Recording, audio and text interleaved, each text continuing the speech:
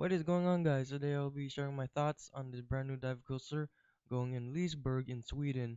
Now, manufacturer is pretty similar. You guys already know this by B&M, Bolliger and Mabillard, and this will probably have 8 seating across, and total riders are three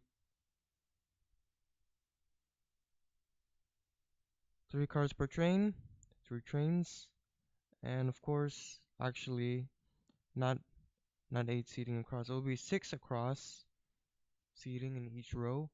So this is pretty different, and this dive coaster is actually gonna be around in the 200-foot range. We're not quite sure exactly, but I think we already got the height. It's actually uh 154 feet or 154.2 feet, which is not quite 200 feet yet, but like almost 200 feet. I don't know why they call this a dive coaster. I think all most dive coasters are over the 200-foot range. Look at Valraven, Shikra, Griffin, they're in the 200-foot range.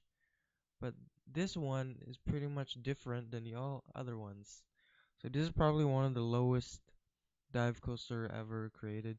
And then we're gonna have a track length of 2,296 feet of track. I mean 2,296.6 feet of track. Pretty long. I don't know about you guys. And guys, bad thing about this ride, there's no inversions on this ride. It doesn't say we have any inversions at all. So we're quite probably gonna see this dive coaster be a boring ride. It doesn't really turn you upside down. But what's good about it is that they are getting a B&M roller coaster. Finally, they haven't gotten a B&M roller coaster in quite a while, so this is probably gonna be their first one. And this will not be opening next year. I know you guys think that this will be opening next year, but for many of you guys, you probably already know this, that it will be opening in 2018. So, and then by next year, we're probably gonna see this ride open, which is called Loke or Luke, however you pronounce it. It will be opening next year. It's also a ride collection or something that they're also going to be doing to a themed area of the park. So we got Loke, now we got Valkyria. I don't know what Valkyria is themed to, but all I know is Loke is themed to like a royal gods of stone, something like that.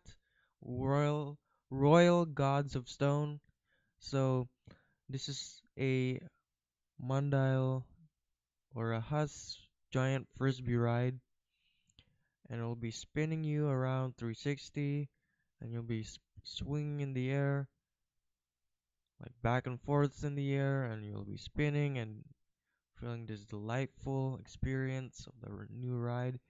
So we'll be calling Loke or Luke. So stay tuned for that ride. It will be opening next year. If you guys excited to ride it, please do so and just hype and do anything about it. But if you're excited about the roller coaster, then you have to wait for 1 more year or 2 more years before it opens.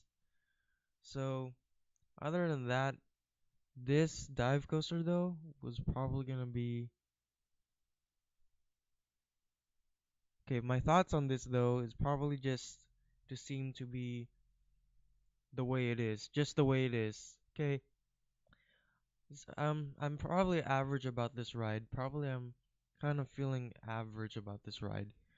But I'm not saying it's a good or bad ride, but I'm just on the average about this ride. It doesn't seem to be that tall. Maybe I can go for it if I can go to Sweden someday.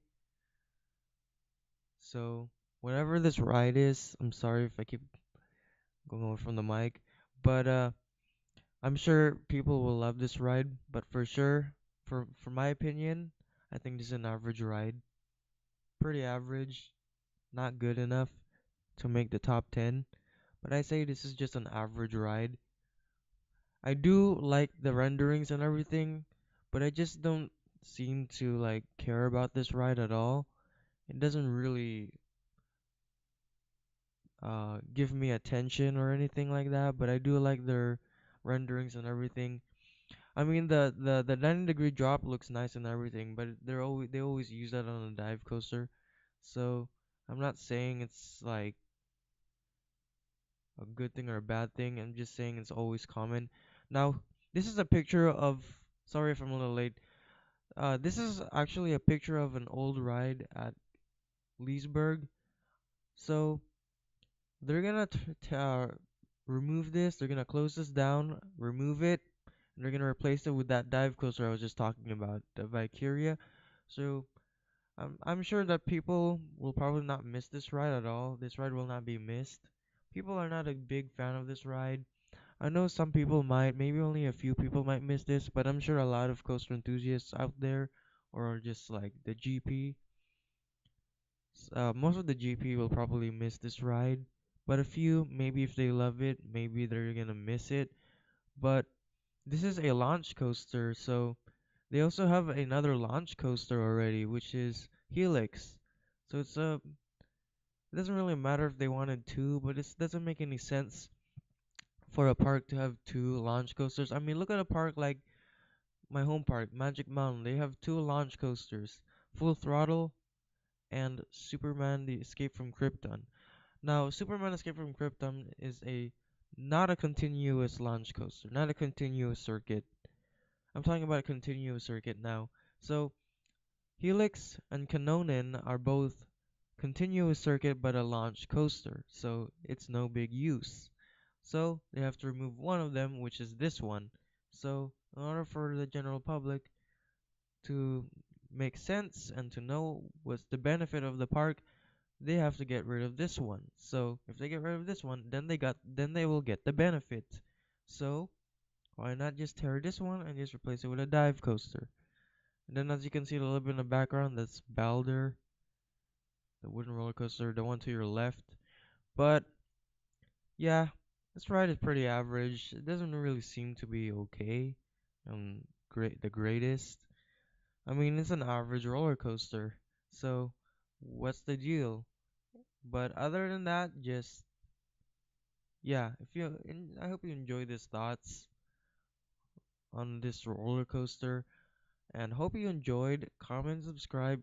Do me a favor, give this video a like, and I will catch you guys next time.